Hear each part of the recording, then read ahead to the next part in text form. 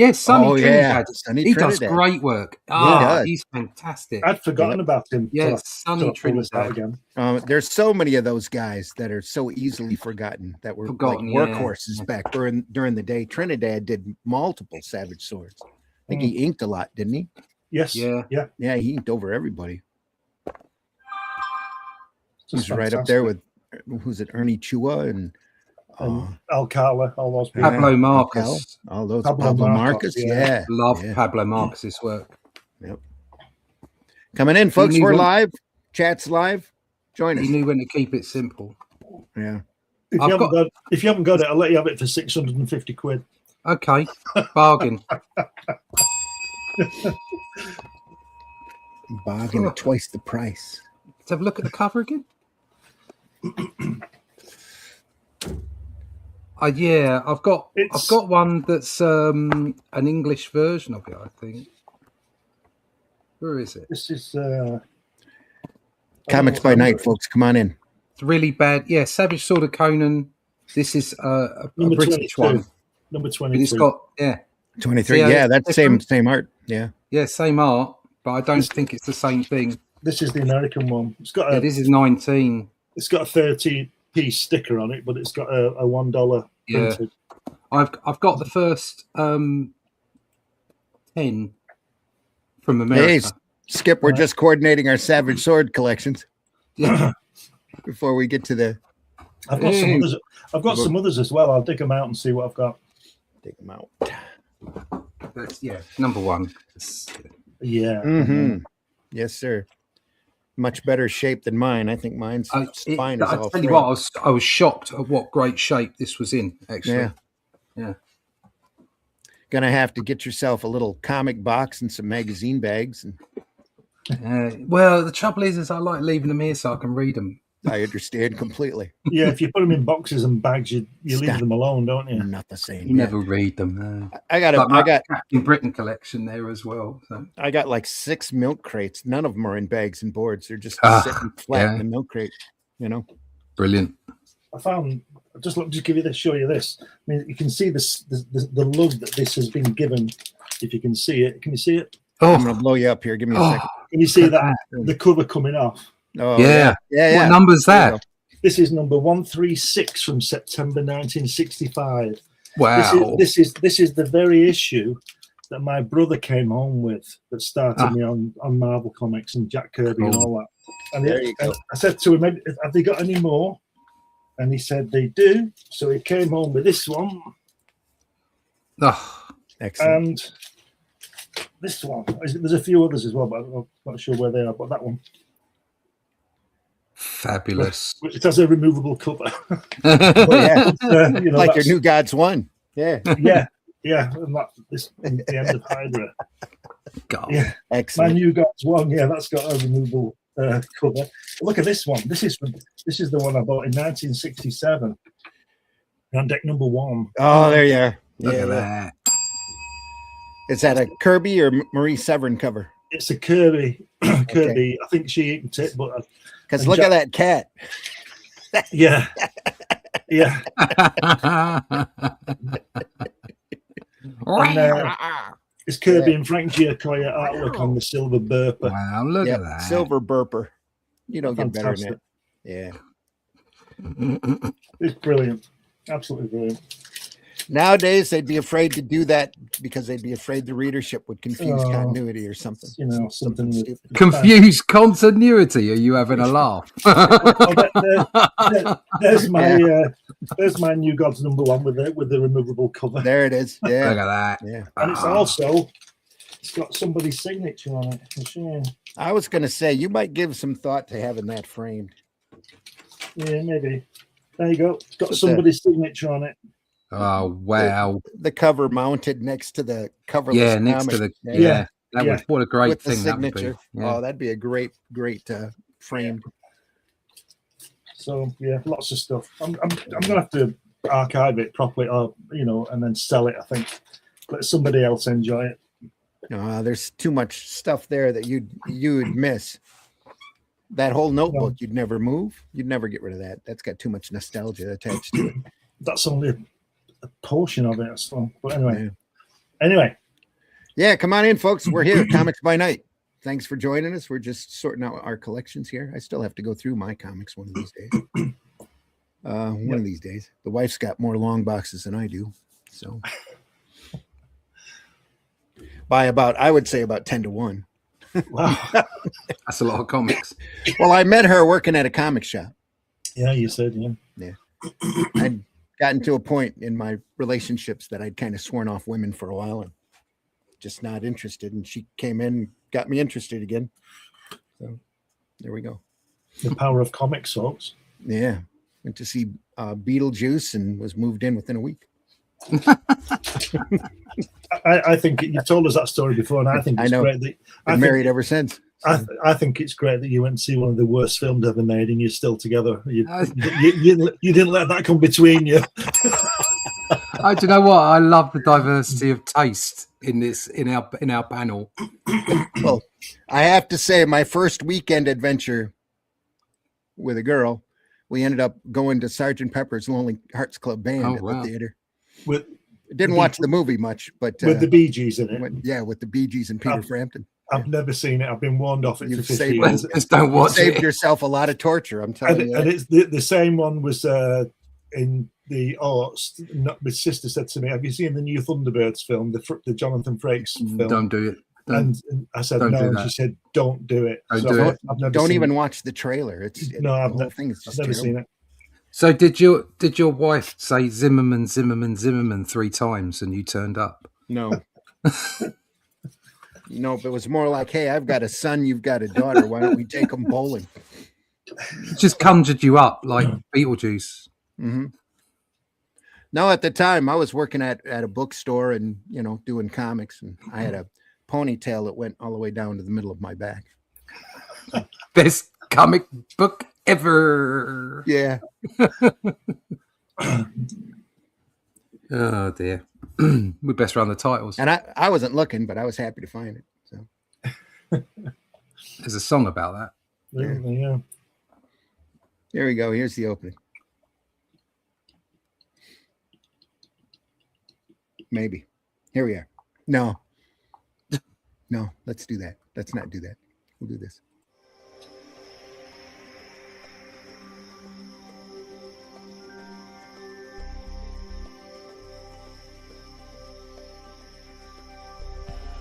What was that? This is not a charade. We need total concentration. Now, once again, this time with theory.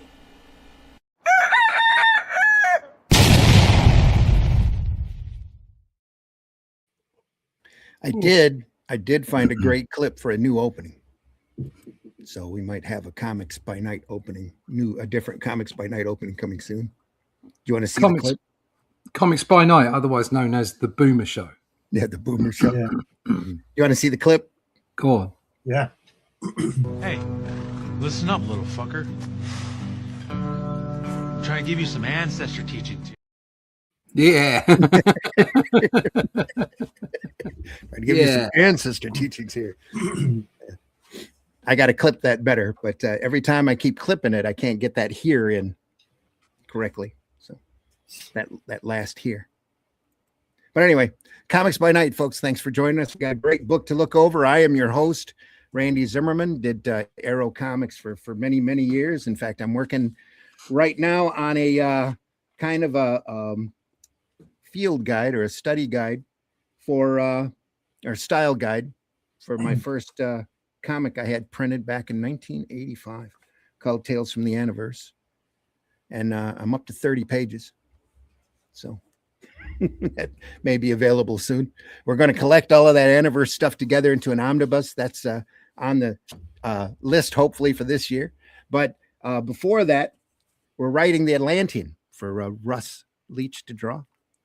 He's currently in the middle of issue 4, The Adventures of Cole and Brule as they travel the land, a great sword and sorcery tales looking to eradicate their world of shape-shifting lizard people. Demons, I should say. Shape-shifting lizard demons. Issue 4 will be available in March. We're going to campaign that in March over at fundmycomic.com. So be on the lookout for that. Russ has more information on that when we get around to him. But first, we'll have Glenn Fleming introduce himself. Glenn, please introduce yourself. Hi, everybody. My name's Glenn Fleming. I'm a writer, artist, and publisher. I write books like this one, this Jack Kirby book, which details my visits to see the great man and his beautiful, gorgeous wife back in the late 80s and early 90s. I also draw. I draw cartoons like this one. This is Hatch, my character. This annotated book is on Fund My Comic, and you can get it from there, I believe. And occasionally I publish a magazine about comics, which is called Comics Unlimited. Great title. And there's 15 issues of this, and they're all available on Amazon right now. More to come soon. Maybe an announcement in a week or two. All righty. That'll be cool. Also joining us, Mr. Russ Leach. Russ, please introduce yourself.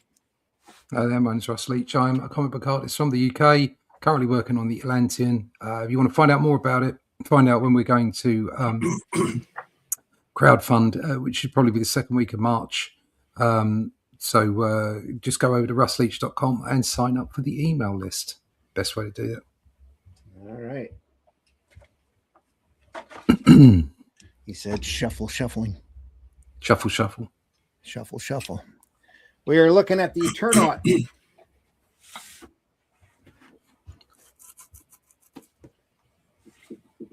Collection sent to us by a fan of the show, PBR Street Gang. So appreciative that you sent this along.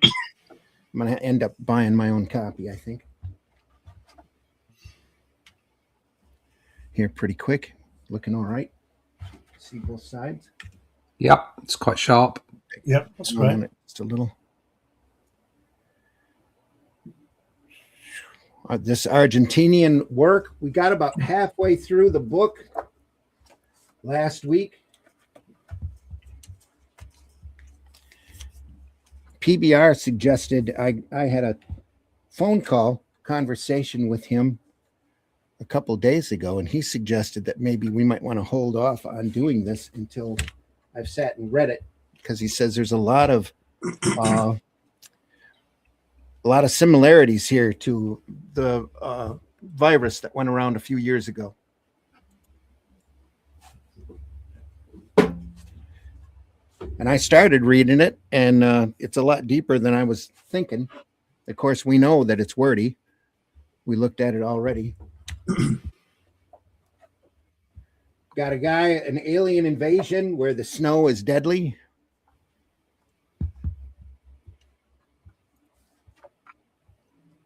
And they're running across aliens and bugs and all sorts of stuff.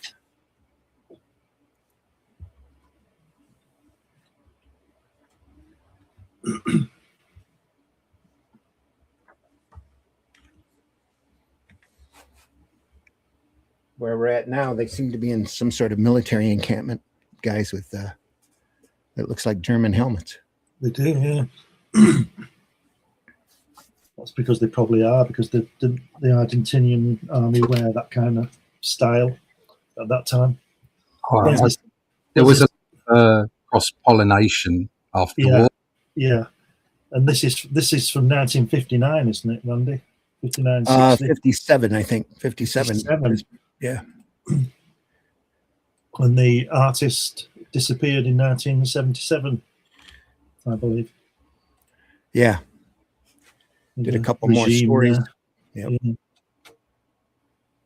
So I don't know the content of it. I've not read it, but from what we've spoke of last week and what PBR said, I think there's probably a lot of that in it. Yeah. Caused anyway. We're seeing that all right. Yes, that's fine. Yeah. Yeah, camera's sitting right. So, all right. I think we said this. The artwork is similar to sort of British comics more than American, isn't it? Yeah.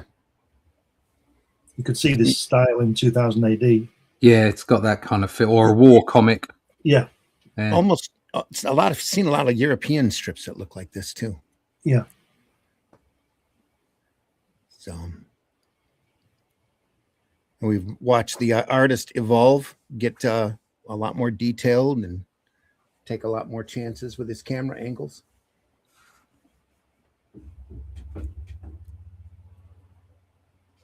Which is good.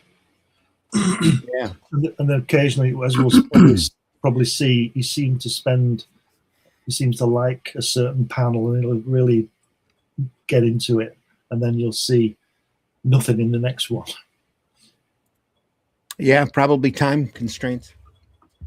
He spends all his time doing that one panel. Yeah, that's nice.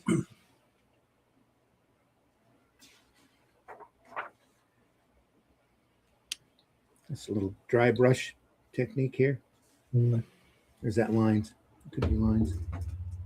Nope, looks like dry brush.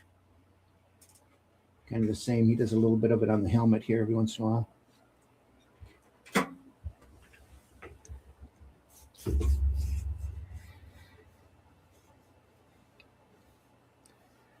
Yeah, I got into it deep enough to realize that PBR was right, that it was really involved. There's a lot deeper story than what we've been pulling off of the pictures.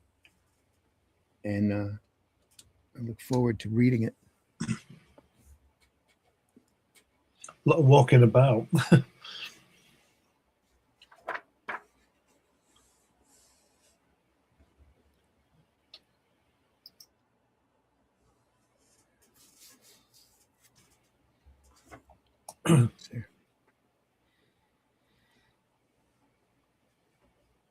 Like on that bottom panel there, that first page, the last panel, you can see see the arm. He's moved in there with his brush, hasn't he, and put the folds in quickly. Yeah, he'll do the rendering on the helmets. Yeah, you know, it's. Go ahead. It's just, I just like the way it works. It's just he obviously knows what he's doing. It's just so good. But like I said, on some of the panels there'll be a lot of work on it. It would seem, and then the next panel will be more or less empty. But it does give it a good contrast. Yeah.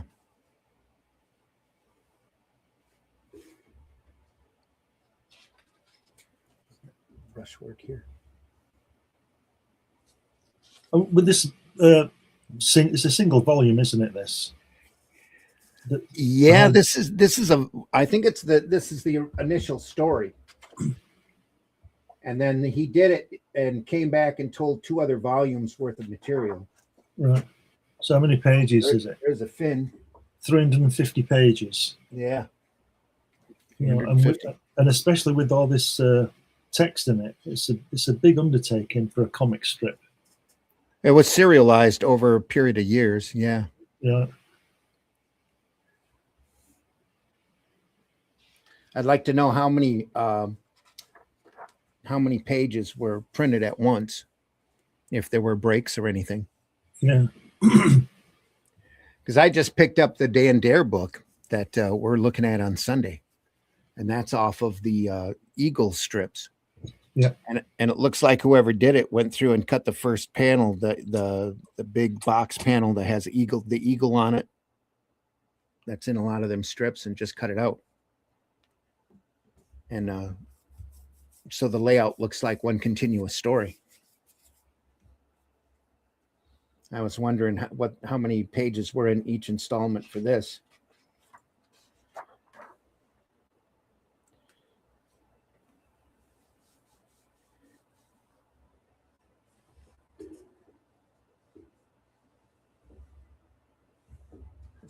Is that line work, stipple work? Looks like.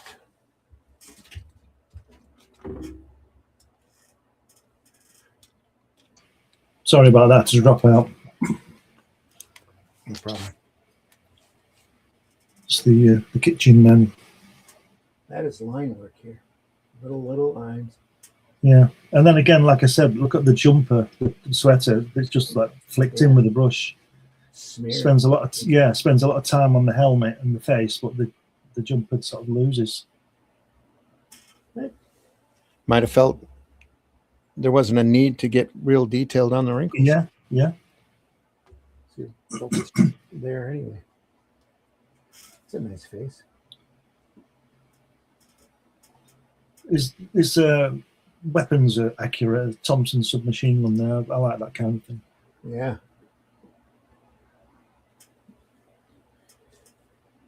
Carl Malden. That's who that is. Yeah. Okay.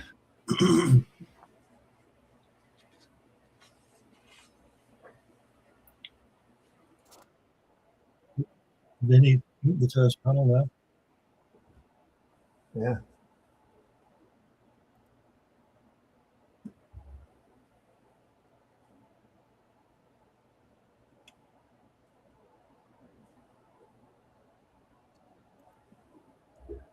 Yeah, it looks pretty crisp here.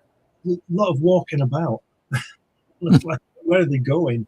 They're walking and talking instead of standing around.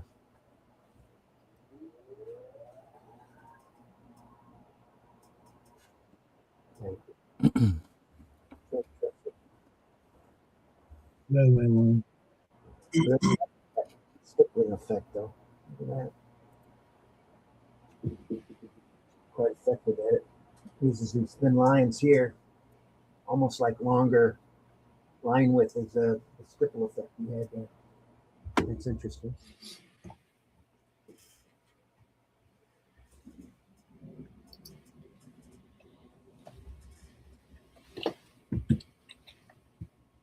Levi in the house. Nice to see you here. Good morning, Levi. gents. Flipping my sleep schedule around again so I get to watch live. Ha ha. All right. Hope you're doing okay. Furiously coloring some comics while watching. There you go. Good to know, Levi. Glad you're working on comics at least.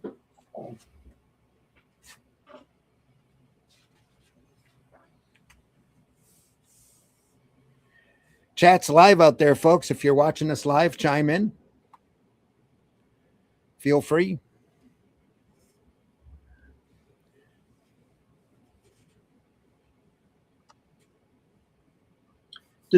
Is it the artist who wrote this as well?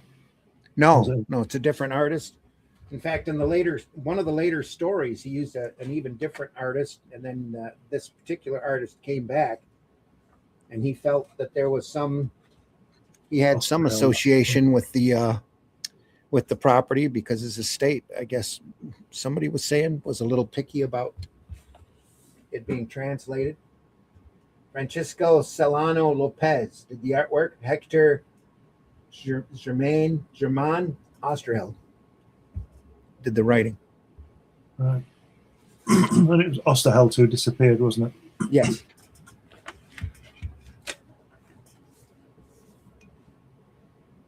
What did the Wikipedia put it? He was removed. Yeah. Him and his two daughters, I think. Yeah, 2 or 3. Yeah. Must have been activists. Yep.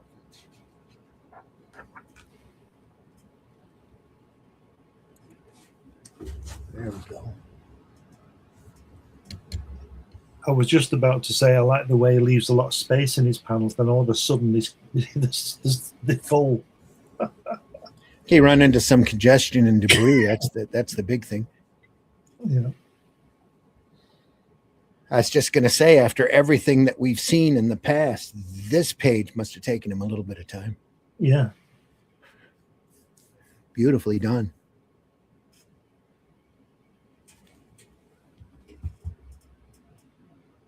Oh, dear. Again, just line work here.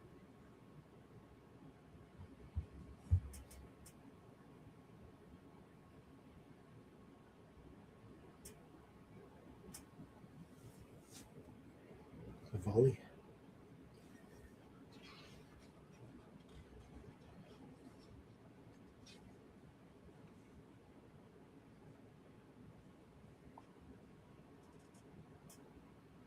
Wow.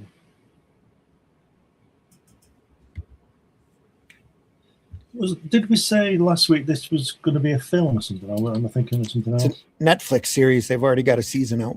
Right. Have you seen it? I tried to watch it initially, and my TV was just too dark. Yes, I remember you It was saying too that. dark on the TV. I couldn't follow it. Right. And I don't have Netflix anymore, so I can't jump back in on it. At least not for a while.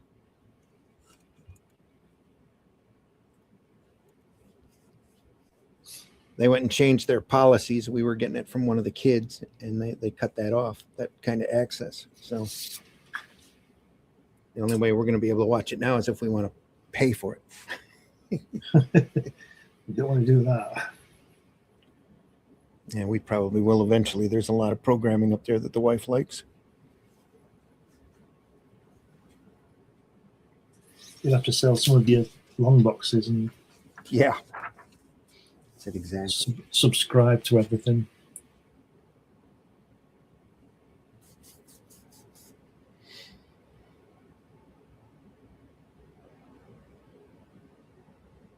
Get him out. Get him out.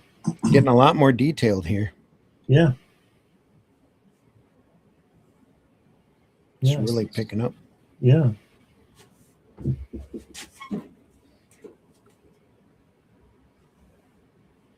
These flames can't be as deadly as they look. Huh. Oh, these flames are harmless. They don't feel the heat. Ah, they're not flames, you see. They're just hallucinations. Wow. I see. Well, if they're just hallucinations, why is he stuck in there? Why don't you just get up and walk out? Because he sees it as real. They had to convince themselves that it wasn't real in order to go through them.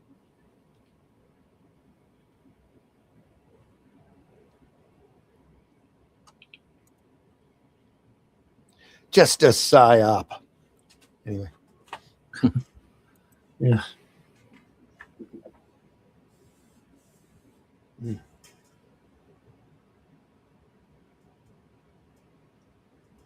You know what? A lot of this reminds me of that Esquerra comic strip he did for Battle. Yes. Captain Easy, I think it was. I'm not sure what it was, but I don't know what you mean. Yeah, his first comic strip looks like a lot like this. Major Easy. Wasn't Major Easy, was it? No, maybe not. I'm thinking of Easy Company. Sergeant Right. Rock. It's Major or Captain something. It'd take me a minute to find it. I'll find it.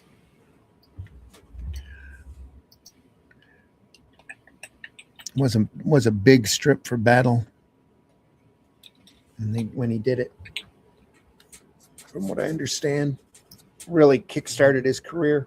All right, so let's have a look now. Let's see. We've got the Dirty Dozen. No, that's not it. Let's see. Work.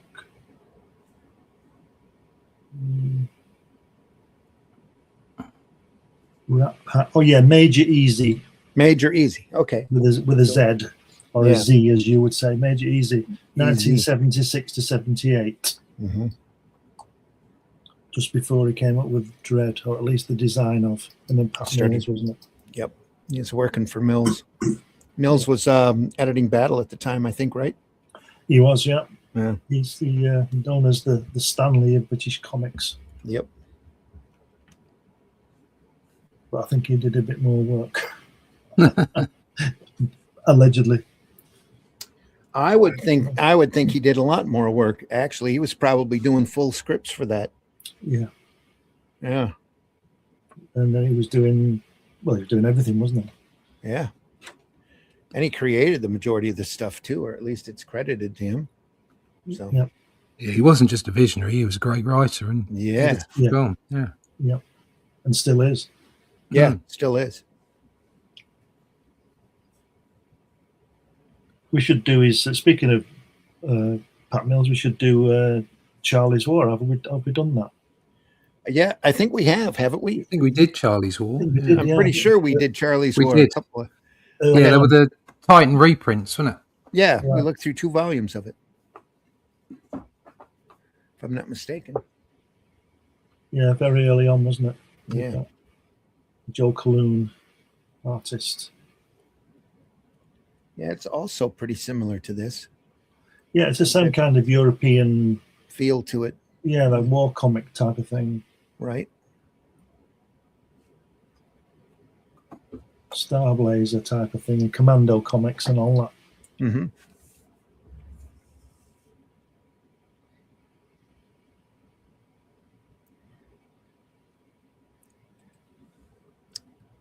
Genuine Comics, Dave in the house. Hello, gents. Hello, Dave. Dave. Doing well.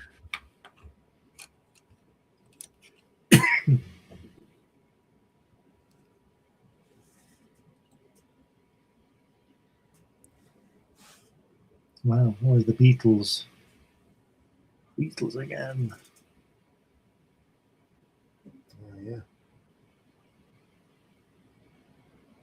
Robot Men.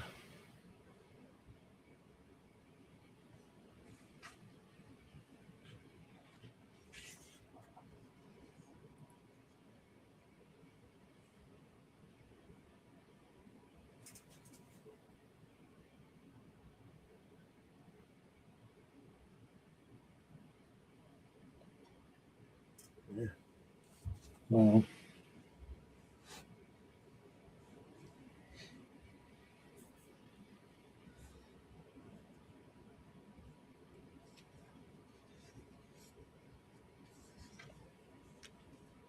Oh, there we go.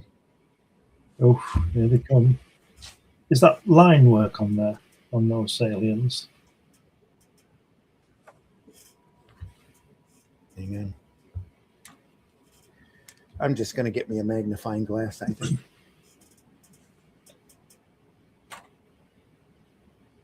Yes, that is all beautiful line work. All that. Fantastic. Yeah.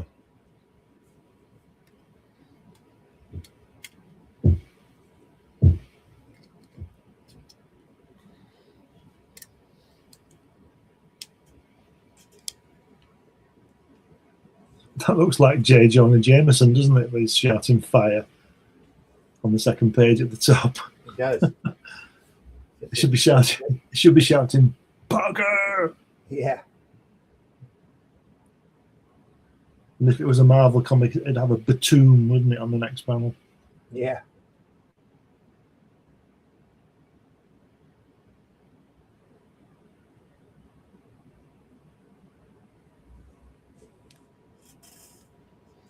Hmm. It's useless. The anti-tank mortars aren't even scratching them.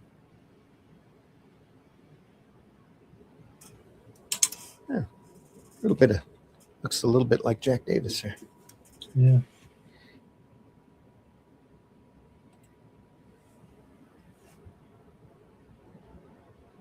There's been seeing a lot of his work around lately. So Facebook page is pretty active with his stuff. Him and Mobius.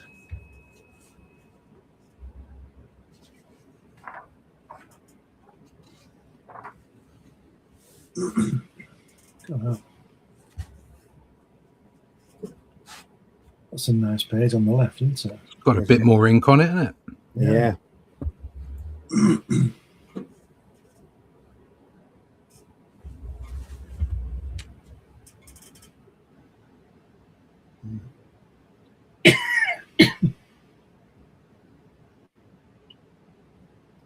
So are all these aliens, are they all being grown from the spores?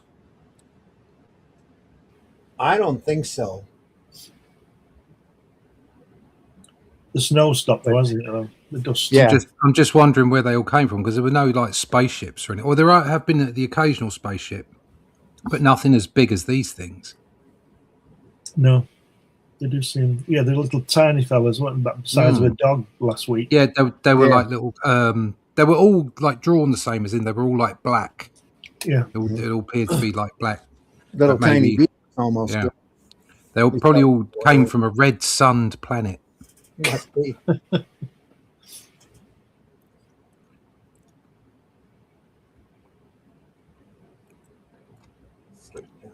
There's no one out there, by the way. There are no aliens. Yeah, we're too far away, aren't we? No, it's not the too far away. I don't think that's an issue. So you think we're on our own? Sorry? You think we're on our own? I think I think we're on our own. I think it's designed that way. By God? No, not God. No, just what I don't believe in God. Just the universe. It's designed that way. They're thinking. They're thinking now. Go ahead. And I think when you see UFOs and all that kind of stuff, they're far more likely to be from here. Yeah, advanced in some way or another. Yeah. Yeah. I think they're advanced aircraft using alien technology. I have to say, I think most of what people see is just the Americans fucking about with, it doesn't take $1 trillion every year just to come up with a hammer. You know what I mean? It's like they've been sucking that money up and putting it somewhere. I think a lot of that we've been giving away to Leering centers too. Yeah. I think every state is now discovering that where there's a government, there's fraud. Oh, yeah. Well, it's just that simple. Shocker. Yeah. Because greed, absolute power corrupts absolutely. Yeah, exactly. They're everywhere. We've just got a government full of nonsense. Well, we're now going through state by state, almost with doing what Elon did, especially now that kid on Minnesota uncovered the learning center, the nursing care thing.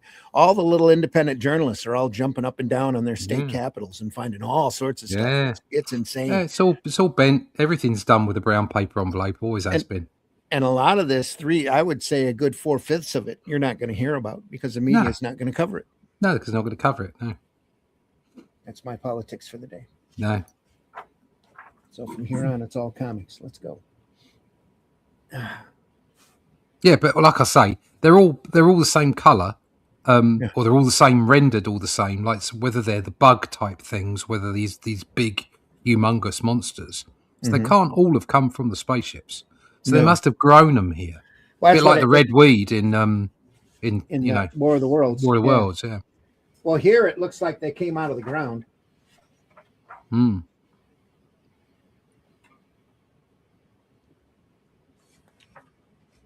I mean, there's an interesting, or at least was coming at them in a cloud of dust. Yeah, I would imagine the concept is. I mean, the concept is as old as War of the Worlds, I suppose. Oh yeah, but there's some great stories. One particular one was one from a game from the PlayStation 3, and I can't remember the name of the game.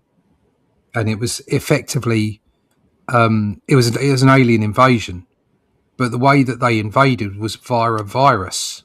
I think they did that on X-Files as well, similarly. Yeah. And it's like turning people into hybrids, and then effectively you're invading from within. So rather than sending, loads and loads of ships somewhere and having a big Star Wars battle, you're just like, you might just drop genetic matter on a planet and invade it that way. Or make them get vaccinated. Anyway. They were doing that in the X-Files. Mm-hmm. They were doing the whole vaccination thing, weren't they? Yeah.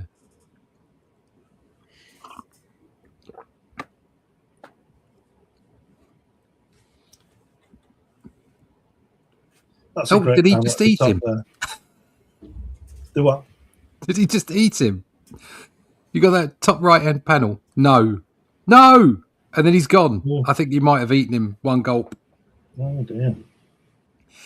Sorry. As well. Sorry to jump. The Goebbels turned quickly, and that was it for Lanier. Oh, maybe he stomped him. I think he stomped him. Squeak. Were you talking about that top panel on the left there, Glenn? Yeah, we're just saying how it works so well. Yeah, with the drawing in the center, a bit of text, and then a blank space. Yeah, I mean he's taken up the space, isn't he? I think when you see books like this, I mean we've talked about how some artists have had to stick to rigid rules, and although the text isn't being put down in the same way that it was in the other stuff we've been looking at, the older stuff, he has been given a format, as in it must fill this space. Yep. Yeah. And he's kind of can't get away for whatever reason, whatever the creative reason, he can't get away with that from that. But what he's cleverly done in that top panel is gone, well, I'm going to do a cutout anyway. I'm going to do, like an open space. I'm just going to put the panel border in and say, sod it. Yeah. Yeah, I think it works really well. Yeah. Mm-hmm. And really, at this point, you're not even noticing the panel border because he's got the two monsters sitting here. The only line you're actually seeing is along the top. Yeah, we were talking about the one on the left as well, really. The way that he'd left so much space. Oh, yeah. Yep. Even though he just put the panel in. Do you know what I mean? Yeah, and only took it so far. Yeah, he could have. Whereas he's gone all the way to the edge. Yeah, I see your point. Absolutely. Yeah.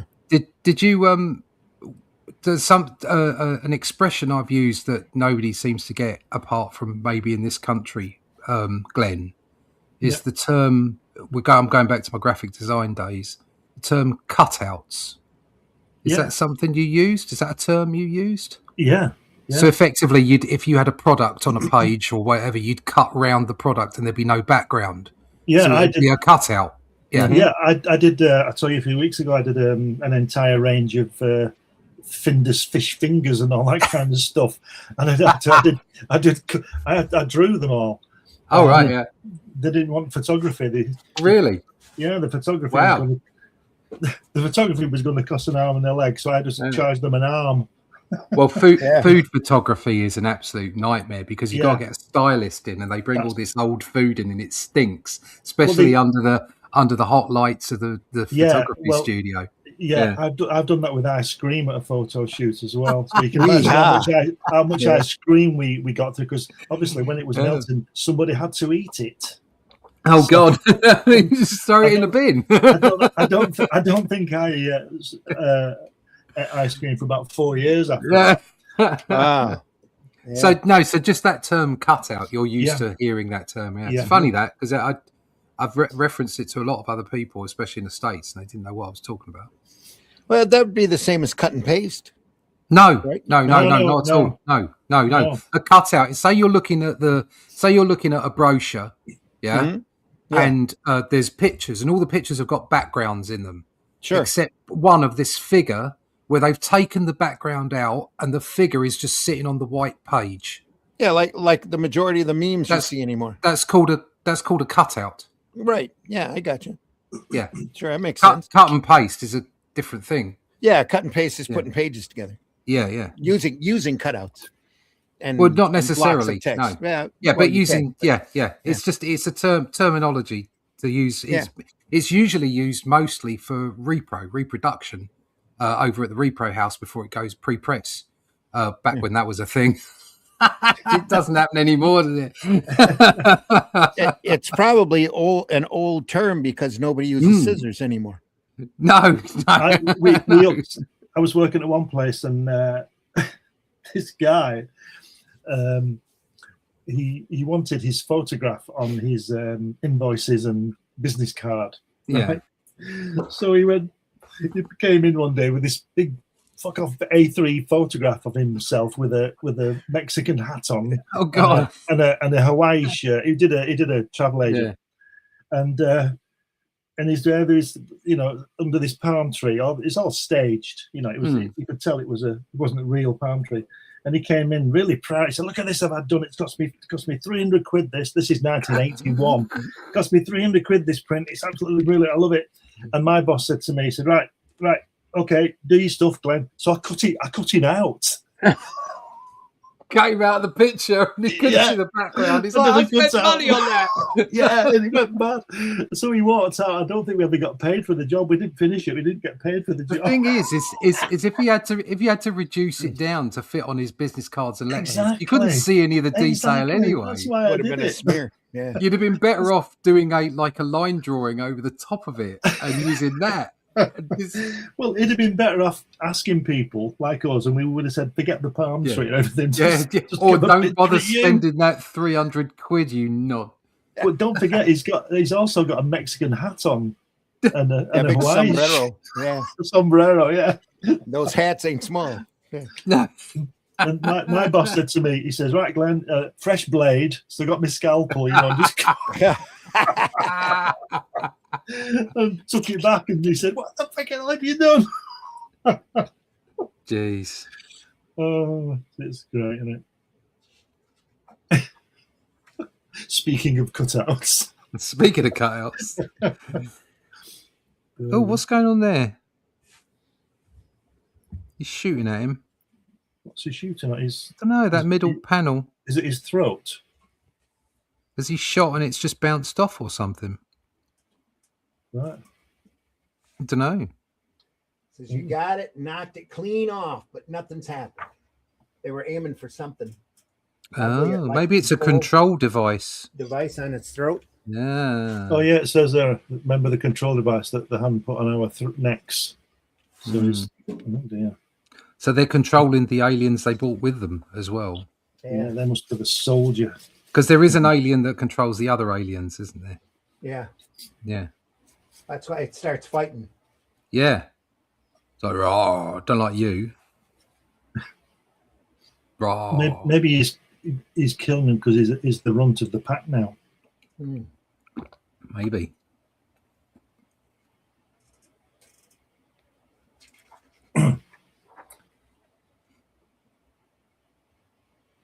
Oh, they're all fighting. Now they're starting to shoot the control devices. It's a good shot. They know what to shoot for now. Wow.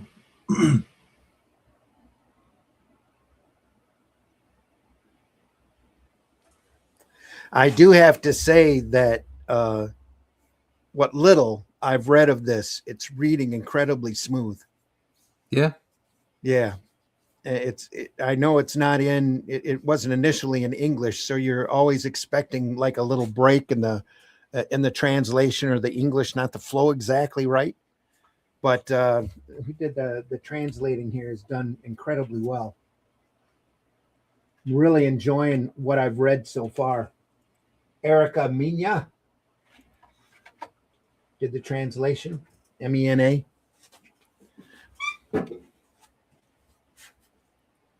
Well, if it's as good as you say, I wish you'd done the Jodorowsky on the Mobius books I've got. The stories are terrible. No, it's Jodorowsky. Same thing. Jodorowsky, you almost have to have the right combination of drugs to enjoy Jodorowsky. I just think some of the translation seems to be sort of quite literal when they're trying to say some kind of quip. And it seems too literal, you know. Do you understand what I mean? And I think it's lost in the translation, but I might be wrong.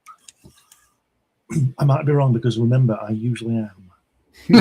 I make it all up. What I don't know, which is nothing, I just make it up like everybody else does. PBR's in the house. Good morning. PBR. Hope that's all right. On the boat. On the boat. You know, street gang. Good to see you with us, PBR.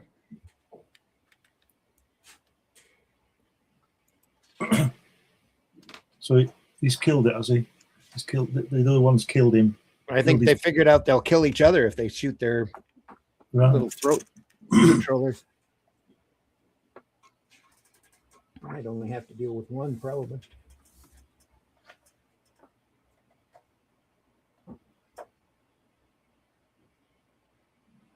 That's before he spotted his blacks.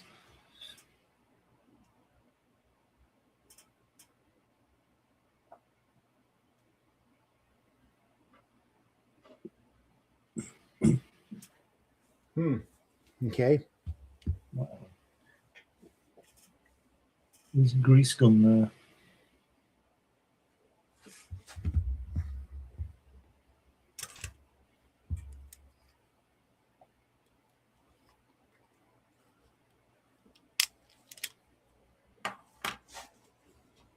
Wow. More line work here. Here as well.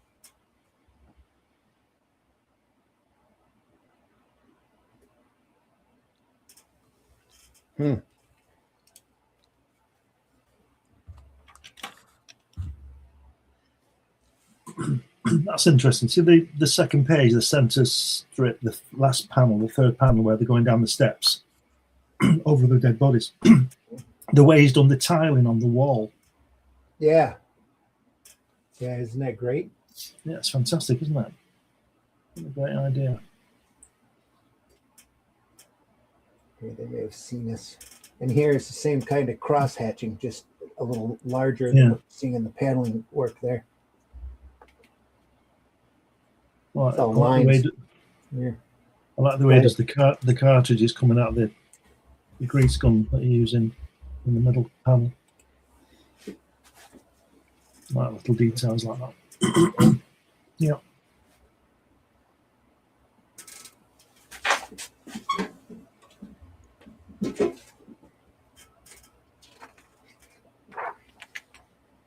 Wow.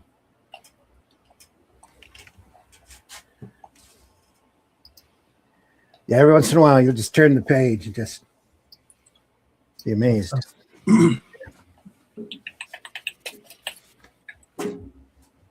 Again, that's all shading and line work here. Yeah, it's fantastic, isn't it?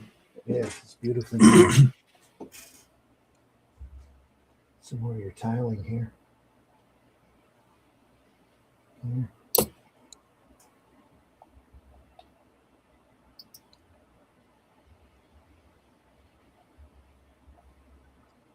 Wow. There's great contrast there with that first page. The top tier, the third panel where they is looking at the train wreck and it's all dark, and then they shine the torch on it and it's all lit up. It's just great on the next page. Fantastic. Yeah. And the way the light and stops and hits the black. Yeah. It's really good. Yep.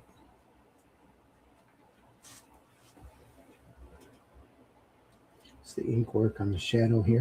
Yeah. This is great.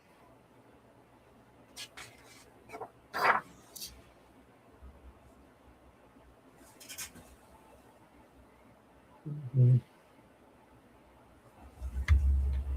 Line work here again. Yeah.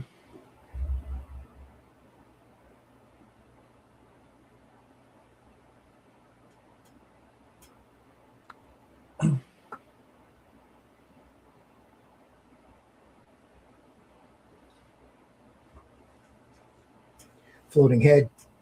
Uh-oh.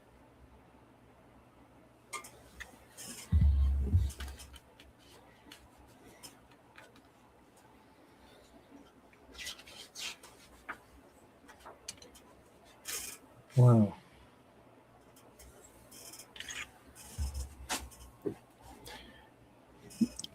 It's great the way he uses these panels. If you look at that first page on the top tier, that the text panel makes the walking and down the tunnel, gives it extra space, doesn't it? Yeah.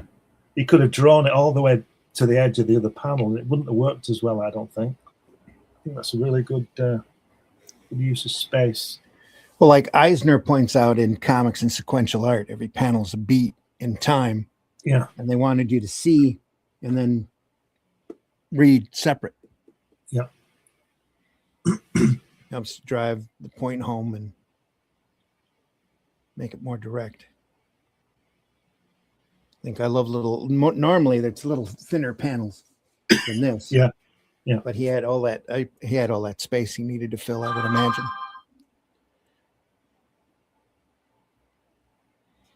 Wow. Well, they got one of the monsters to clean the train so they can escape. Yeah.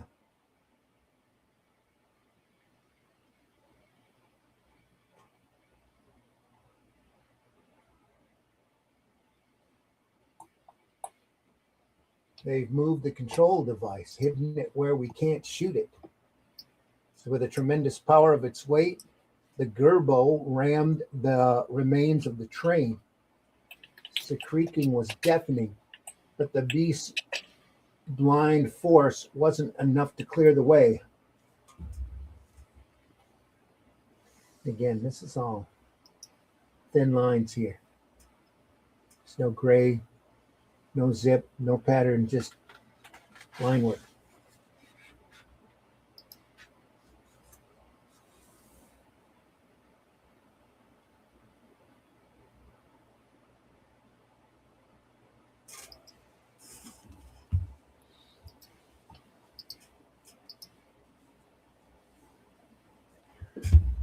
That's the kind of panel I was talking about. Yes. Really Yeah. see that happen a lot, especially in Golden Age comics. Yeah. You don't see it that much in modern comics, but I used to like those. I don't know. I think DC used to do it a lot, but I know Marvel did when they used to do that. The head in the top of the panel telling you what's going on. I like that. I seem to. Am I right in thinking Kurt Swan used to do that a lot? yeah, he did the little floating head. Yeah. Yeah. Kirby used to do it, didn't he? Yeah. I think it's a great device. That I've never really had a problem with floating heads. You know what I mean? No. As long as they work, you know. Right. Because I used to like Kirby's covers when he used to do a drawing in like he'd do the Fantastic Four and he'd do them down their heads down the side of the main drawing, you know. I was thinking that classic John Buscema Avengers, I think it was 89. Yeah. Cover that's got Wasp getting married and those Vision, Thor, and I think it's Iron Man or Captain America's floating head. Yeah, and I was thinking that Fantastic Four one where the Human Torch is coming at you and heads are down the side. Yeah, that too. I think it was the Inhumans down the side. I think. Yeah, it's a great device. It's like the thought balloon. Nothing wrong with using it. That's right. You should use all the tricks in your bag. Yeah, whatever works. Though I totally disagree with using upper and lower case in a comic balloon, though. When they're speaking, yeah, it's not good. It just doesn't work for me.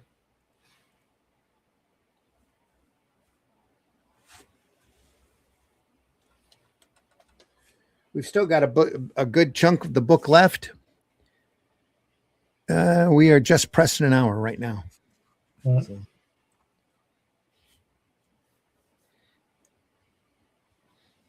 Is there no editorial at the beginning about what this is about? The details on anything?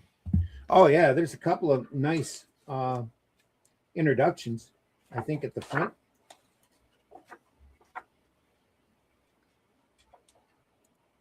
Navigator of Eternity, right. Martin Haddis from Buenos Aires, and Erica Mina, the translator, right. also had a forward. I'll have to sit and read those. Yeah.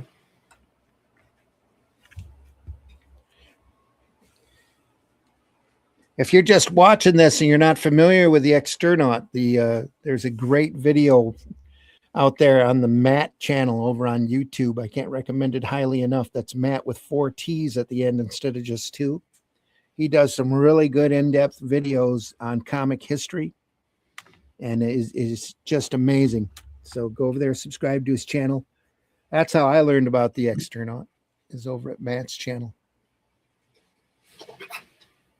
Look at the way on that very last panel, the way that tunnel, that piping, whatever it is, at the top, going into the darkness. Yeah, isn't that great? Mm-hmm. It's like it's not solid in there. It's like little electrical lines. Yeah. In the tunnel. Yeah. And he's got this big control board here. It looks like. Yeah, I thought it was a chain to start with, but yeah, it's a control panel, isn't it? That must be an alien. His forehead is high. This island Earth. Yeah. You get everywhere, those guys, don't they? They just make bald people look like aliens. Yeah.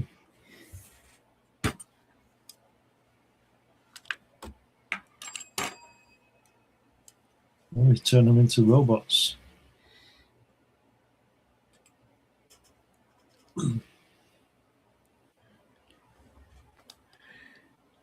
Got who's that? Spamthropocorus or something. They call him Spam. Spamthropocorus. Yeah. Thanks for joining us. Yeah. The kind of political turmoil going on while this guy was just trying to make comics. Well, I do think he was trying to make a statement at the same time. Yeah, I think he was trying to show people what was going on in a comic strip. A little bit of an intent back behind this.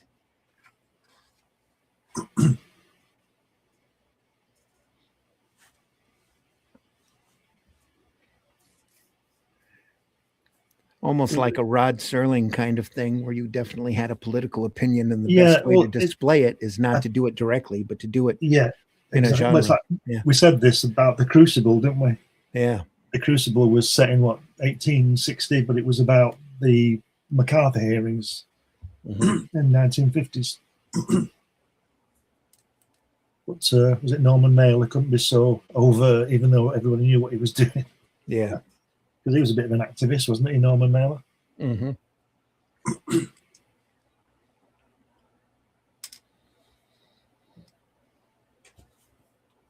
If you read the history, I've not read the history of it, but I do know that the when this was being produced, and certainly later, there was a lot of turmoil in Argentina and Chile with Pinochet. I think the Argentinian president at that time was called Aguila or something. But it seems like he was a bit the same, like a Pol Pot type of thing, knocking the artists over and the teachers, etc. People who, let's call them the intellectuals, Fuck them. Yep.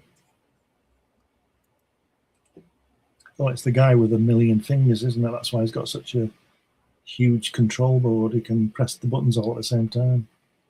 Clicky, clicky. Yeah.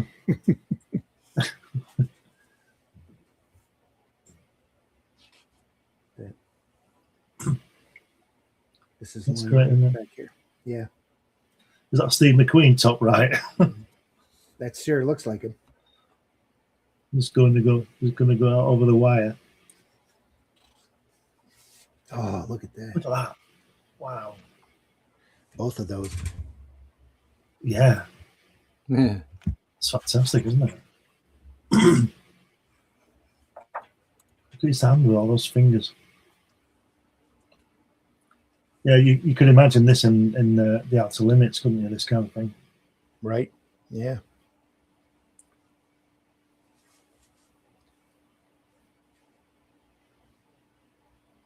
Wow. Kind of makes you wonder if he wasn't leaving a little space here for a title or something. I don't know. Okay. So again, this is all just line work here.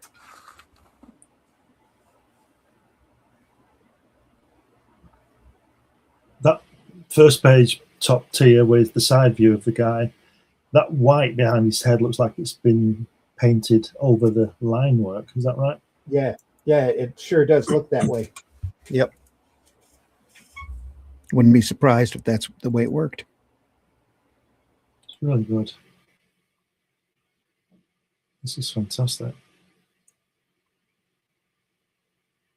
It's a bit like the Mekon as well, isn't he, Russ, this guy? Yeah, a bit weird looking, isn't he? Yeah, a little big bit. head. He's a bit old man of the sea as well, isn't he? He's a bit with a Nosferatu nose. Yeah. Well, I think you're dead on when you said this island Earth. On the top right there, he looks a little bit like the night manager. Mm-hmm. Like I can't remember the name of that guy in the night manager. It's just we've been watching the second series and he's all skinny and gaunt now. He looks a bit like that. Huddleston? Loki, yeah. Yeah.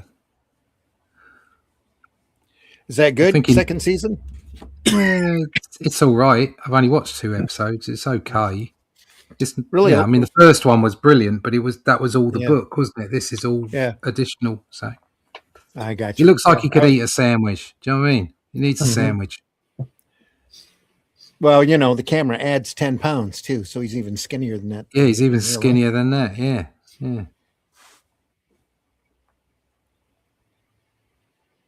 Yeah, we watched that. We burned through the first season of that. We ate it up, I think in one sitting. Haven't sat through the second season yet, though. So the hand has an interesting hand.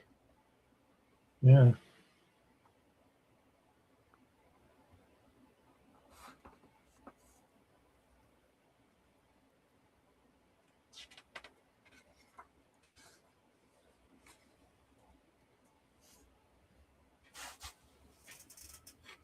No. Sorry.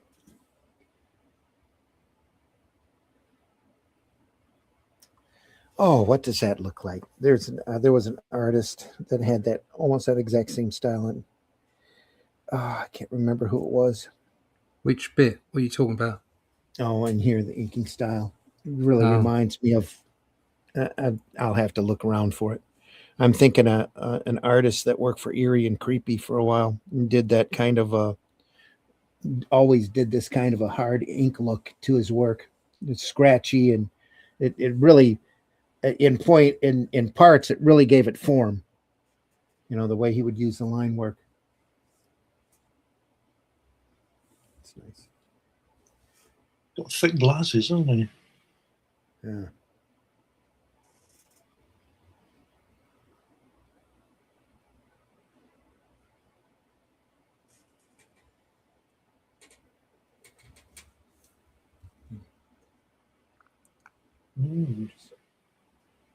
It's like he's eating a giant pasty.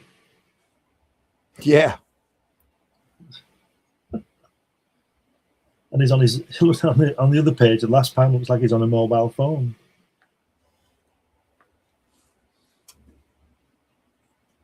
It does.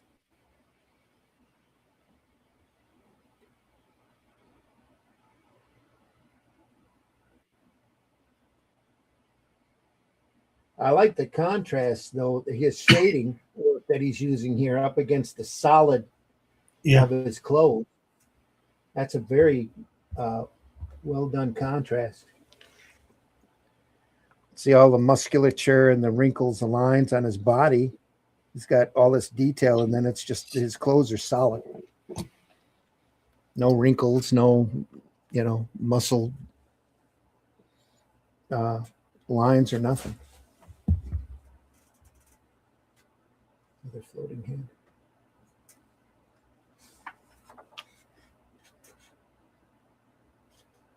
Nice position. Yeah, every once in a while you'll get this full panel with the open space. I'm wondering if the logo didn't go in there. And they just took it out for continuity, to avoid continuity confusion.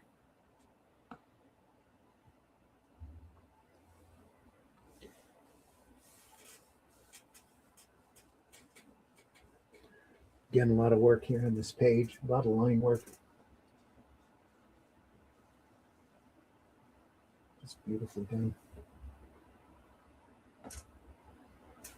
And yet here, super solid. It's plastered in hard with a brush. Might have been pressing the deadline here on this. Or he just wants to show that there's a harsh light in the tunnel.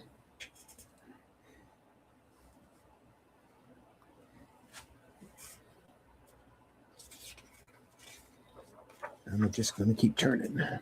Yeah, sorry, I called away again there. Apparently, they've finished and gone.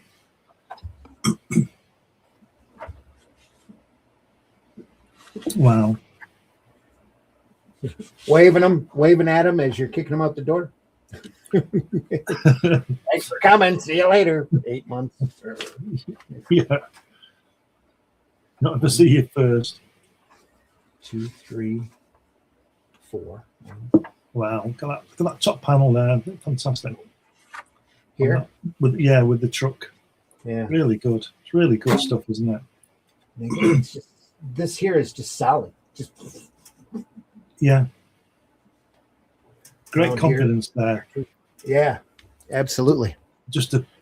It looks like he's just thrown it in, and if you saw him do it, it would look like it, but he knows what he's doing. Mm-hmm. But it is fantastic. Yeah.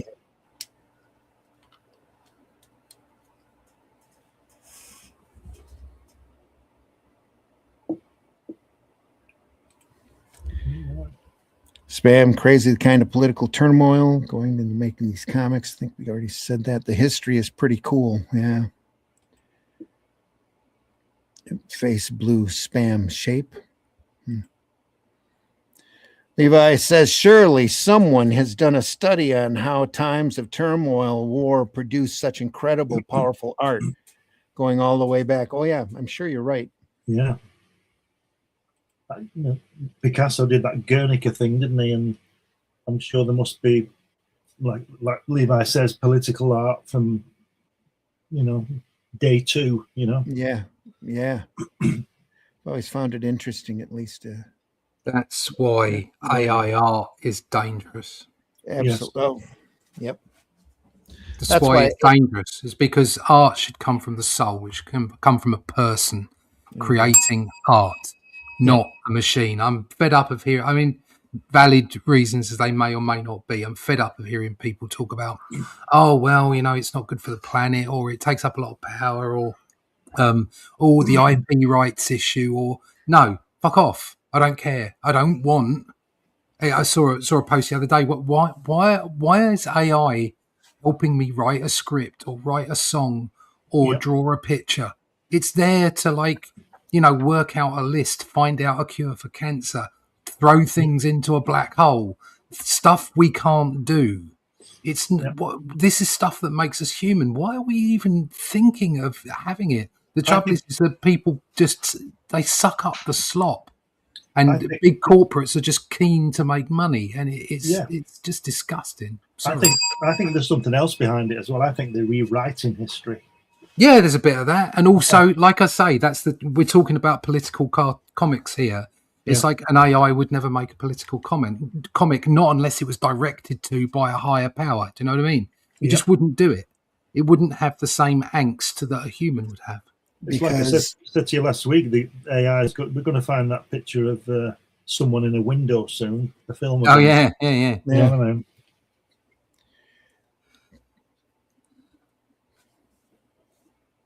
But I have to say, if you extend that, I think that about computers doing art anyway. Everybody knows. I can appreciate tools. I can also appreciate where you're coming from. But there's a difference between a tool and being replaced. Yeah. So true. Do you know what I mean? There's a difference between saying, right, instead of me laying down this letter set, dots to put in a background, I can do it with a brush in seconds. Okay, you're losing the skill set of somebody using a scalpel and putting it down, but you're not losing the intent. You're not losing the artistic ability to know where to lay it, what to do with it. Okay, you're just bringing in the time. Whereas just saying, "Computer, do it for me," that's losing the intent. It's losing the ability to create. It's like how Glenn feels about lettering. Yeah, exactly. Yeah. I think it's I think AI is just catching up with the human mind, really, because I told you about that guy years ago who wanted me to do a 3-page leaflet. Yeah. Which you can do on a screen. Yeah. But you can't start with you can, but you'll have a blank front page. He wanted it starting a double page spread start. Yeah. Idiot. And I showed him a piece of paper and folded it in half. I said, "This is God doing this, Malcolm, not me. These aren't my rules." And he still wouldn't have it anyway. He went and asked my boss, and my boss said yes, so he accepted it from him. 2 + 2 is 5, mate. That's what I heard. That's right. Yeah, that's right. Can I say? Well, Interesting. BBR says there is an element in of S. King to this story. Stephen King. Yeah. The way the main character is treated, especially the ending, you feel so sorry for the fella. He could hold every slice of a pizza and eat them one after the other. Yeah. He probably did that, and that's what got him like that way. Yeah, eating all that pizza. This a lesson, kids. Don't eat pizza. Gives you those big hands. It would make it difficult to decide which finger to flip somebody off with. Yeah. Well, you just have to invent the multi flip off, wouldn't you? Yeah. And then especially if you had an even number of fingers. every other finger folded in. And then you could complain. And he not only gave me the finger, he gave me the multi finger. The multi finger.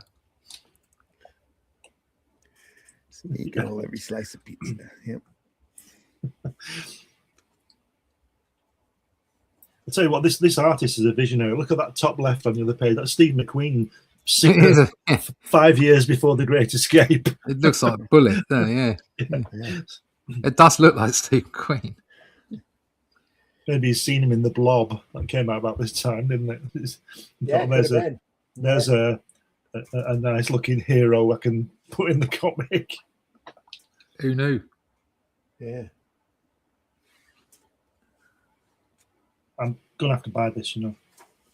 We're all gonna end up buying it. I really want to read it, you know. Like you say, there's a lot going on, and it's just PBR says he has the same problem that we're having now. Every time we show something, he's got to get it. Yeah. He's got to go get it. Yeah. You watch. We'll go on eBay after this. There'll be 2 copies, and one of us won't get one.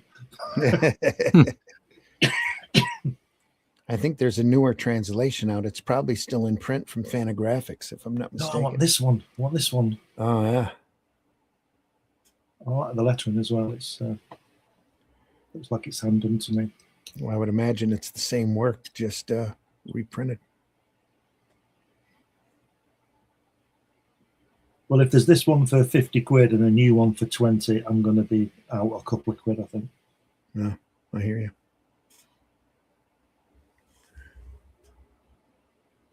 It's just so good, isn't it? Yeah.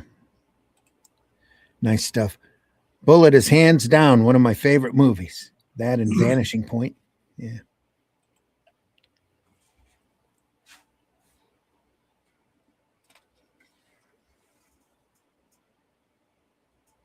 I'll tell you something else about this book as well.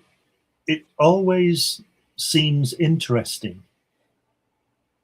Yeah. Do you know what I mean? You don't think, oh, here's another 3 panels of a head and all this kind of thing. It looks like it's very intense and, you know, interesting. So that's why I want to read it.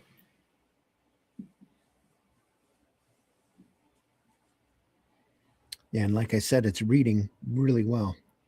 Yeah. Wow, look at that last panel. Russ, look at that last panel. Here? Yeah. Where's he gone? Yeah, he's off camera and mic right now. Isn't that fantastic? Yeah. And the distance as well. He's got the distance from the girl to the bloke bang on. You know, the height. Mm-hmm. There seems to be a lot of space between him and her. Yeah. Wow.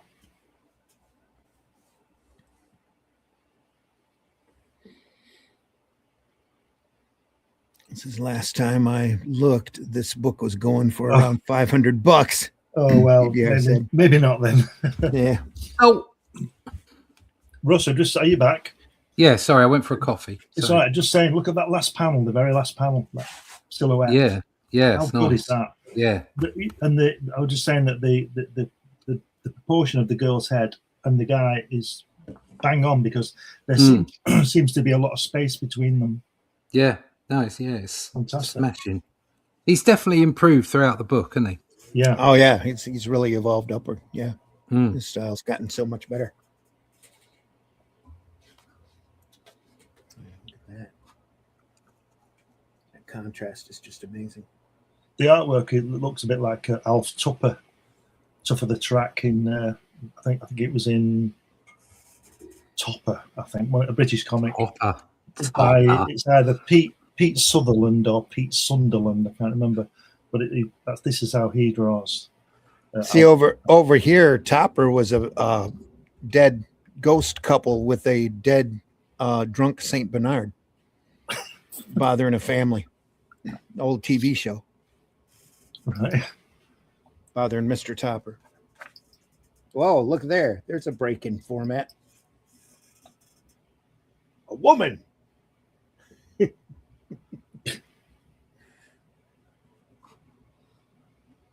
The Victor it was in. I just looked Tougher the Track, the Victor. That's interesting. It's only technically a break in format. He decided to drop that. Yeah. We still got 3 tiers. Look at that. Yeah. Great angle as well. Works real well. Yeah. That's like 60s, 70s comics there. I bet he said, I need to break this panel. And the guy said, yeah. And he said, why didn't you tell me that 4 years ago when I first started? That's great, isn't it? Reminds me a lot of Dan Spiegel's artwork, and that's a name Yeah. we've never mentioned here on the show. Is that Mouse? No, you're thinking of Art Spiegelman. Yeah. Dan Spiegel did. I'm trying to think. He did runs on a lot of books. Crossfire for Eclipse, and he did a backup series quite a bit for DC called Nemesis that I remember real fondly. That was done real well. Worked a lot for DC, but his style there, it just really reminds me of him, of his work. Yeah. And he's like I said, he's one of those workhorses you never hear anything about. He did a lot of fill-in issues for DC, a lot of short story work.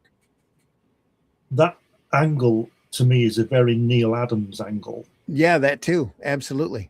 I'm sure Neil probably saw this. He'd be about 9 or 10 when this was out, wasn't he? This is completely broken out of what his style so far. Yeah. Isn't it? Yeah, It's fantastic, isn't it? Like you said, it's improved all the time. Every page is getting better. And that's probably his intent, because the guy's shock at actually seeing a woman. Yeah. Bring your attention right to the point. And she has to be gorgeous as well. So yeah. Oh yeah, that's the way it works. If you look at this side, if you look at the first page of the middle section where she says, "No, don't kill me," right? Got that, and then go direct right to the side view of her.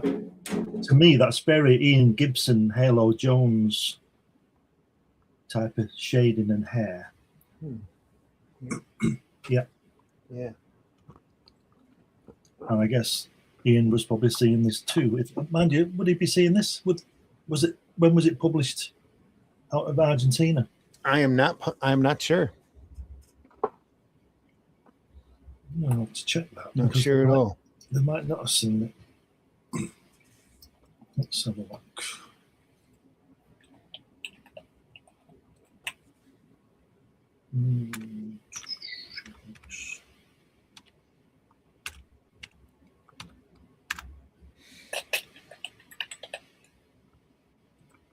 No,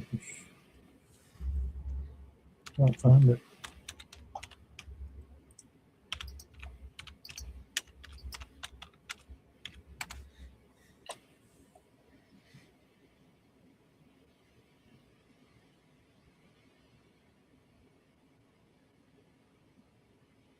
Yeah, he did some. Dan Spiegel did some Black Hawk work for DC. Let me look at this image here and see if it's his. Yeah.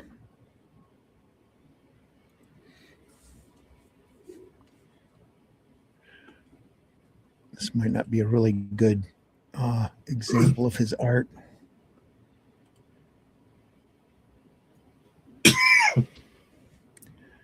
But here's Dan Spiegel on the cover of Black Hawk. Oh, yeah. Well, wow. That's probably all a zip screen there. Wow, that's fantastic, isn't it? But yeah, another one of those underappreciated workhorses, that worked in comics during the 70s and 80s and 90s. He had his own very individual style. I think the color in there is excellent. Just that yellow. It's the best, Yeah. Sometimes, the simple way is the best way. Yeah. Wow. Let me see if I can find some other of his work here. Written by Mark Ivanier. Wow. Yeah. Yeah, and he's been Spiegel's been around for a long time. We need to probably do a retrospective look at his stuff, if I can find somebody that he did a lot of. Well, if it's that, we should do it. It's fantastic. It's that quality, yeah.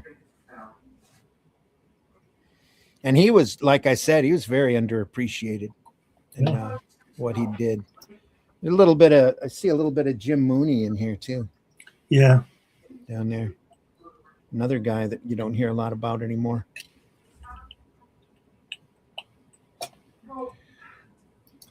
Skip, Edwards Art, thanks for being in the house. Apologies, but did the Englishman say he got a coffee? Is nothing sacred? He's a traitor. He's a traitor. Up your bum. We're going to come over there and get on that New York East River and dump all the coffee in it. Yeah. There you go. Yeah. You'll just enhance the flavor of the river. That's all. That won't be difficult, will it? No. But then again, you see, I won't need to because we'll be the 56th state of America soon. 57th probably will have to take Puerto Rico eventually. Oh, no. They're going to make us. Especially after Bad Bunny. But anyway, it's funny. It was so hilarious listening to everybody complain about this stupid halftime show at a football game. Yeah. I'm still just what happened. Claiming that the singer wasn't even an American when Puerto Rico's been a U.S. territory for decades. Like people are just idiots, aren't they? I know. It just and then if you say, "Well, I just didn't like that music," well, you must be a racist then. Yeah, it's like no, the music was shit. Okay, most music now is shit. Okay. I don't care who makes it. It's mostly shit. It wasn't just him. Yeah, it's not personal. And if you can't work out who comes from your own country, you're a moron. Jesus Christ, what is wrong with people? I tell you what, I watched I caught a video yesterday while I was working, and it was a Gen Z music producer. Yeah, Isaac. Right. Gen Z I love music that guy. Producer listens to ELO. Yeah. And ELO are just absolutely fabulous. And he was totally like blown away. He was like, "Oh, how good is this music?" It's like, yeah, that's what music used to be like, mate. You need to watch go up on his page and he's been going through the Beatles catalog from the start. Right. And it's really fascinating because once he gets to the studio albums, he just loses it. Yeah. Because it's like after he's sitting there going, what happened after Revolver? Things just go insane. And he's sitting there listening to all of this stuff for like the first time, you know, and you're laughing at him because it's called creativity. His jaw's on the floor over Penny Lane. Wow. He's called talent. Exactly. That's what it is. Is that the guy I saw a few months ago? Reviewing She's Leaving Home off Pepper. Was it the same? Was it that guy? It could be. He listens to the entire album, and he runs most of the album, but he talks over top of it in the hopes of not getting a copyright strike. But he makes a big deal about being a Gen Z producer. These reaction videos are so hilarious. So you just gotta just type in "comfortably numb," and you have an entire rabbit hole of entertainment. From all of these young kids going, I never knew Pink Floyd was artistic. Oh, you know, I never heard of this Pink Floyd before. You've got like this divide, and I think it's about 20 years, maybe 25 years. And it's like before that, the world was different. It's almost like we're a different species. It really is.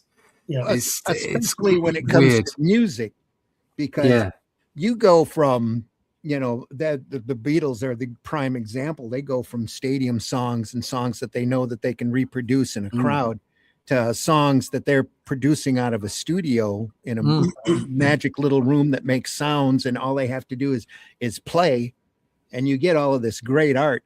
Yeah. And then for whatever reason, the 80s and disco happens, and the entire music scene has been dumbed down. But basically, I feel the same way about comics.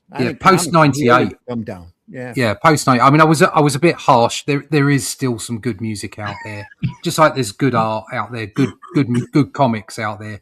But the mainstream, the vast majority of it, and you got to remember that even when they started, like it's like the Beatles became the mainstream. Do you know what I mean? And even in the mainstream in the 70s, 80s, and early 90s. You still had huge creativity and huge driving factors, even in the mainstream aspect of all entertainment and creative arts.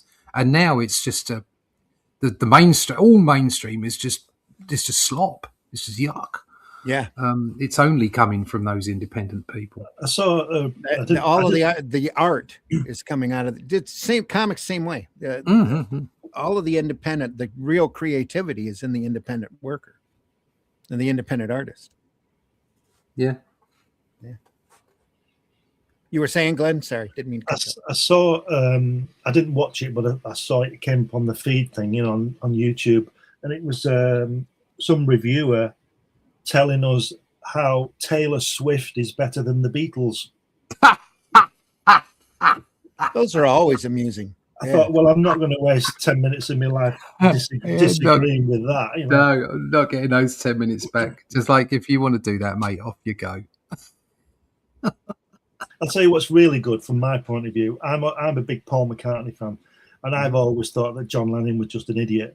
And everybody thinks he's this genius because he writes silly words like goo goo goo and all that, which is great. But, but if you look, but now they're finally acknowledging McCartney's genius, because when I was 16 in 1971, one of the first albums I bought was Ram, and I thought it was the best thing I'd ever heard, and it's still probably in the top 5 albums.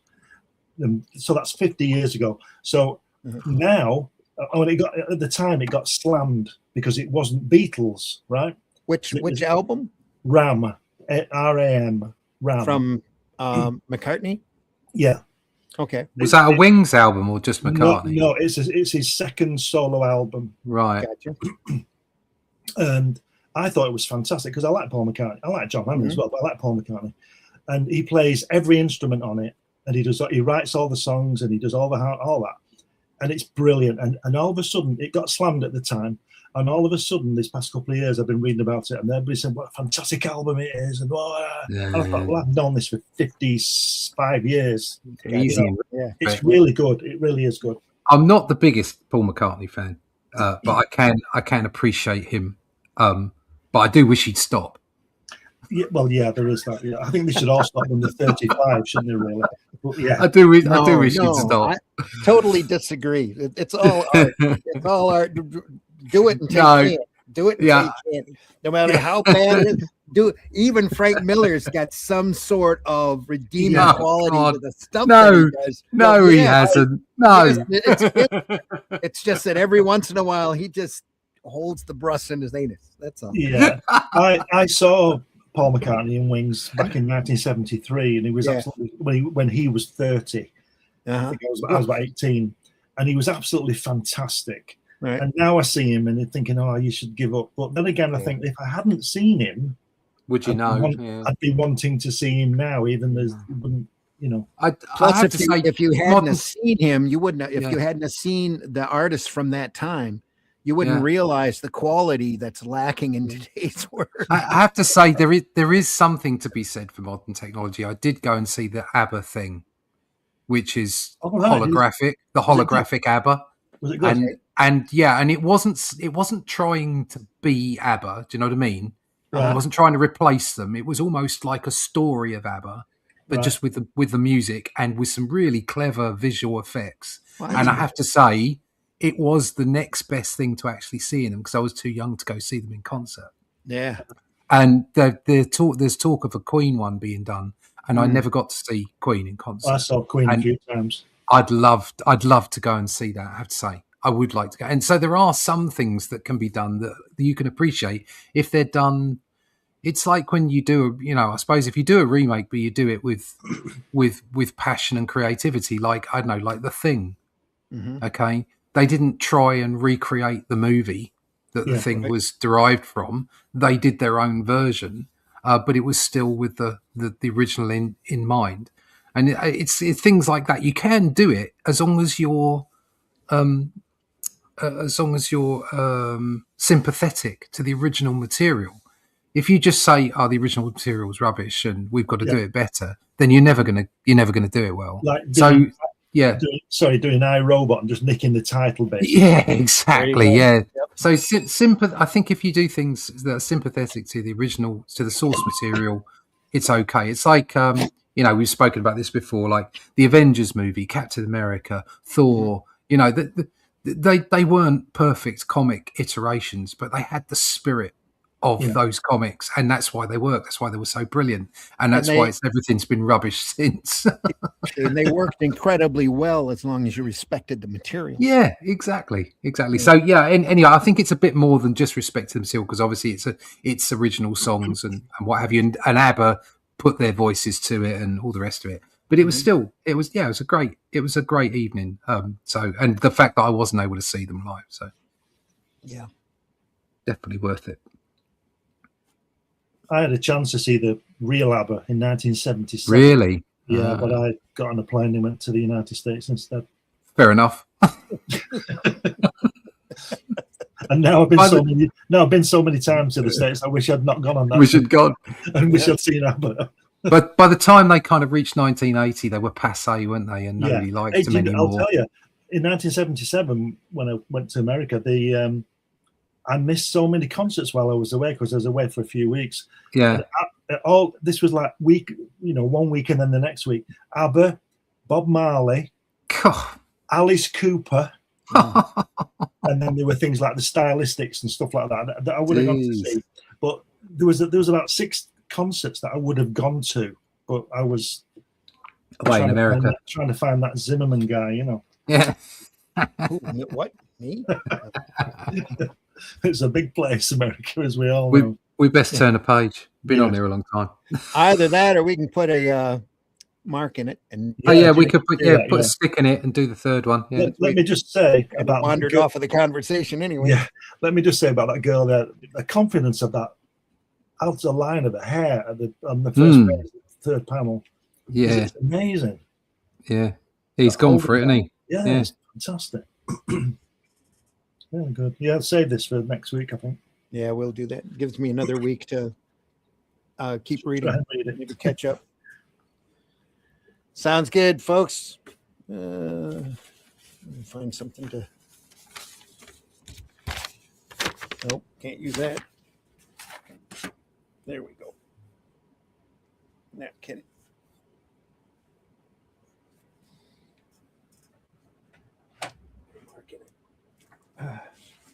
The Externaut, folks.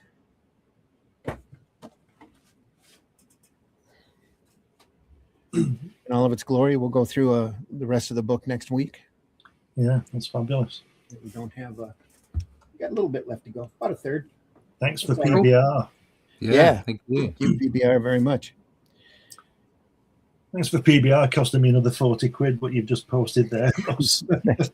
That's all right. I've got a story to tell you off the air. So, okay. Yeah.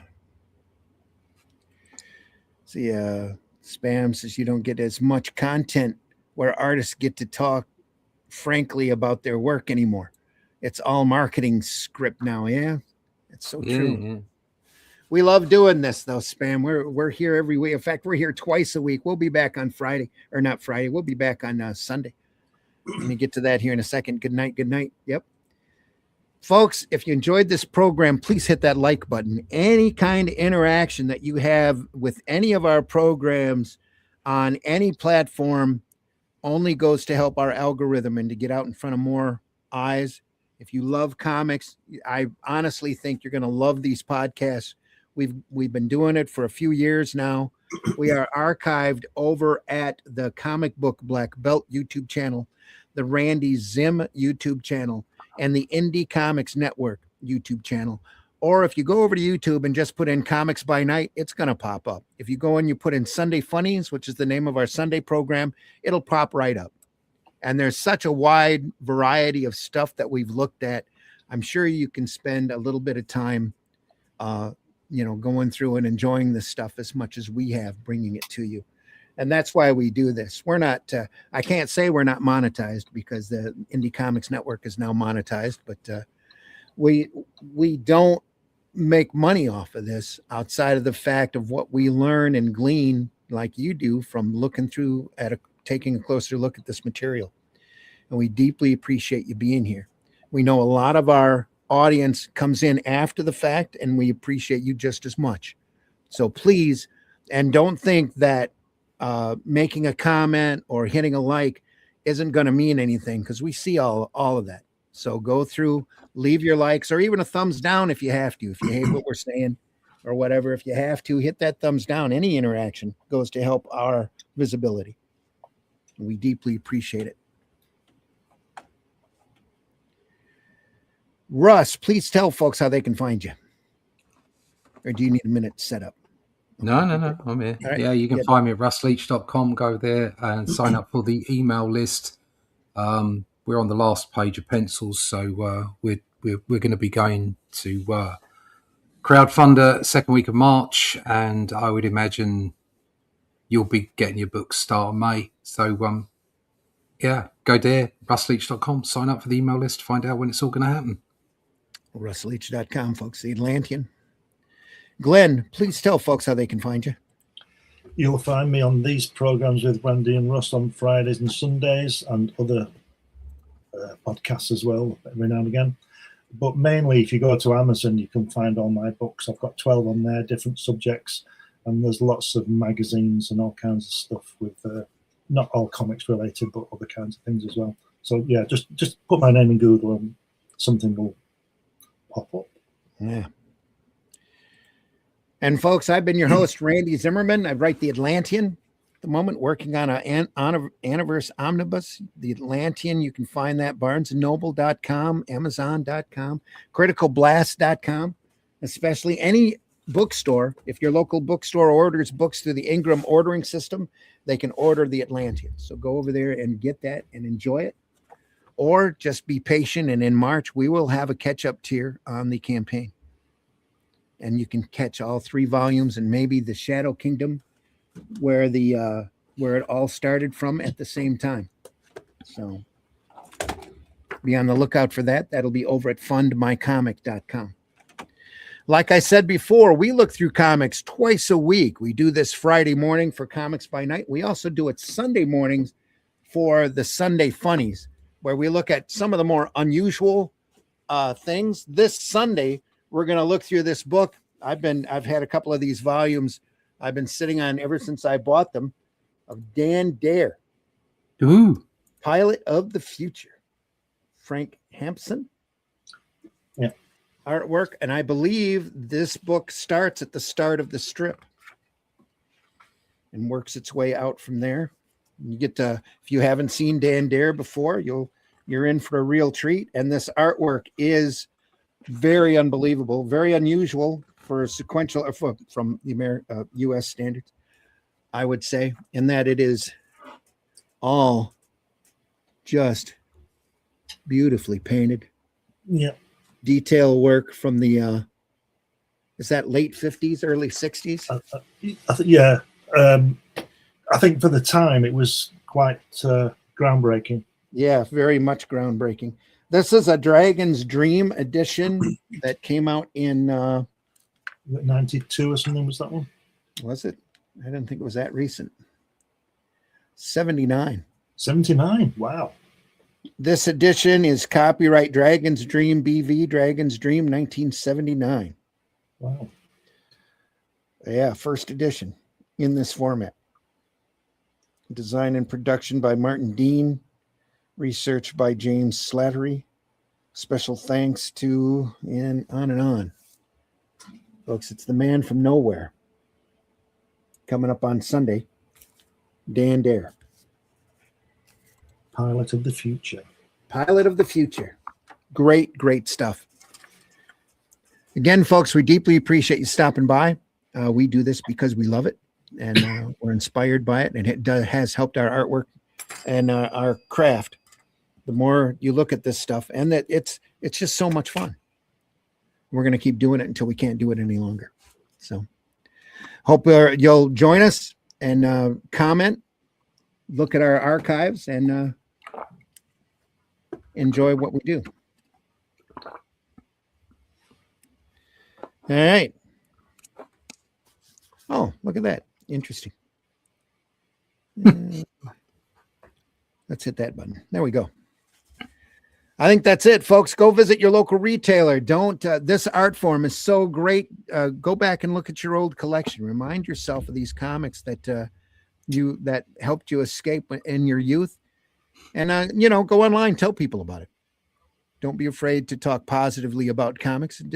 Those silly internets doesn't have to be all trolling and negativity. No.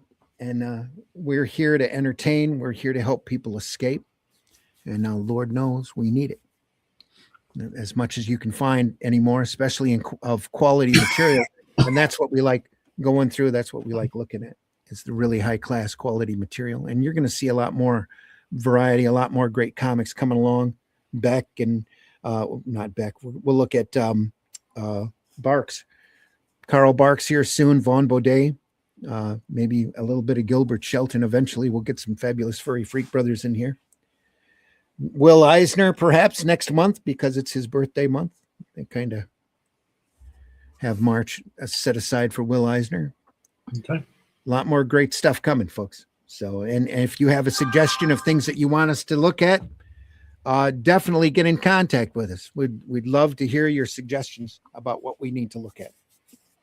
I think that's it. Is that it? And then hopefully we'll get around to some European artists as well. Like Cam Kennedy and all these people. Yeah, Daniel Torres. I think he's Belgian, right? Daniel Torres. I don't know where he's from. Oh, there you go. If you haven't seen Rocco Vargas. No. Oh, okay. Good stuff on the way, folks. One of these days, I'm going to go through all those back issue boxes and show you Reed Fleming, the world's toughest milkman. No relation. You never know. You got to read the comic. We'll read through the comic when I find it, and you'll have to decide for yourself, especially Reed Fleming's attitude. So, oh, right. Okay. He kind of looks like Jack Nicholson. That's been said of me. Yeah, there you go. All right, folks. Thank you so much for stopping by. Deeply appreciate you being here. See you on the next one.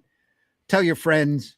Go visit your local comic shops. Please leave this industry in better shape than what you found it. Please. Spread the love. That's what done you. We'll see everybody soon. Take care, everyone. See ya.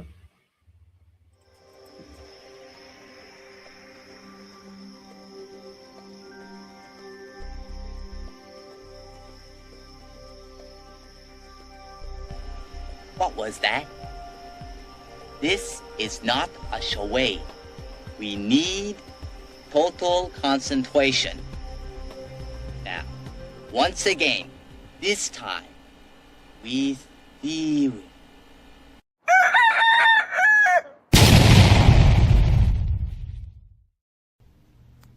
Hi, y'all. It's time for Appalachian Word of the Day. The word of the day is Pikachu. Oh no, baby, did you fall and scrape your knee? Come over here so I can get a Pikachu. In the time before Atlantis sank, when the lands of this world were savage and untamed, one man would claim his destiny, seizing his place as a king. After defending his throne and learning the devastating truth of the Serpent Kingdom and its deadly cults, King Kull and his right hand ruled the Spear Slayer, make a solemn vow to hunt down and destroy the hidden empire of these serpent demons. These are the tales of those journeys. This is the Atlantean. Tales inspired by the brilliance of Robert E. Howard, featuring his first barbarian characters as introduced in the pages of his classic tale, The Shadow Kingdom. Each volume contains beautifully painted covers and around 50 pages of original black and white art and story, featuring classic sword and sorcery adventures you don't want to miss. Join us on these epic adventures and sign up now for news with the email list at russleach.com. Bring your axe and prepare for battle. Now comes the part where we throw our heads back and laugh. Ready? Ready! My nipples are always hard. What? Taste the biscuit. Taste the goodness of the biscuit.